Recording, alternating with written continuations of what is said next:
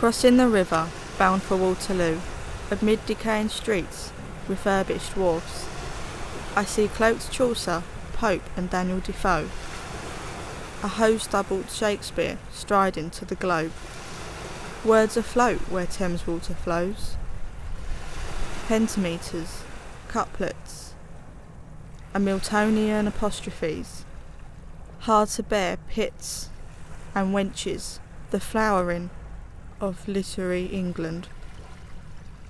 England's hot sexual intrigue and machination, poor Marlowe sticky, pub brawl ending, unsubsided, pre-tabloid South Bank shows. Like an arrow from an old English bow, my mind shoots further back to Londinium settlement, speeds on to Norman conquest, a foreign coronation.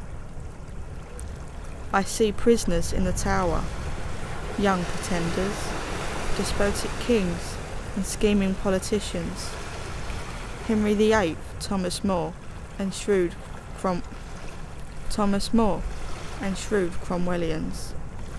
Elizabeth I with the heart of a man, transported by Thames to address her fearful nation, moon tidal river poured from source to mouth, stilled only in Abercamp scenes of ice and snow. Plague, gunpowder plot, peepees and the Great Fire, despite a tendency to iconoclasm. How can I not see their finest hour? Luftwaffe Heinkel's, searchlights and barrage balloons. Good old Winnie, smoking Calamus-scented cigars, crouched over maps in subterranean cabinet room, making defiant speeches, sustaining London's pride. Under to the underground, those poor bomb souls who died, the unnamed, the unnumbered, the unsung. Great Britons, anonymous individuals who defeated fascism. Time circles slowly with the fulcrum of the eye, finds dubious expression in the construction of a dome. As the poets and historians now testify, slave cargoes from around the world, the shame of imperialism. T.S. Eliot on the bridge, seeing how many were undone. But there are the Beatles, the Stones, and Mary Quant. 1966, Moore, Hurst and Bobby Charlton. Raincoated Terry and Julie. Waterloo setting suns. East of Parliament and Big Ben. Coursing to the sea. Biscuit tin images. Selective memories. Minderon. My first in Marlow, but not Maidenhead. Throughout the southeast, this landmark is spread.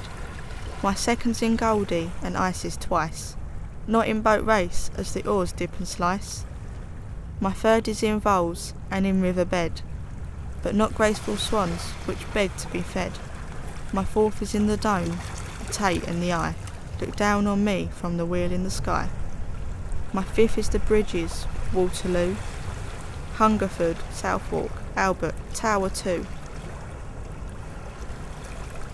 My next is in Dartford and Battersea, in Teddington, Twickenham and Streatley. My seventh you'll go to Henley to find. Shiplake and Cookham come not far behind. My eighth is in Water, in banks and boats, and in the embankment where a pub floats. My ninth is in Richmond, but not in Kew, though the garden's glorious all year through. My 10th is in Middlesex and in Kent, Berkshire and Essex, before I am spent. My last is in Chertsey, Windsor and Staines, and in my estuary where it all drains. My whole is somewhere, I am sure you must know, sights on the banks of my swift eastward flow. Hampton Court, Eton, that view of Big Ben, all stunning places, all put there by men. And in the fields, the woods and the hills, winter's ice verges and spring daffodils.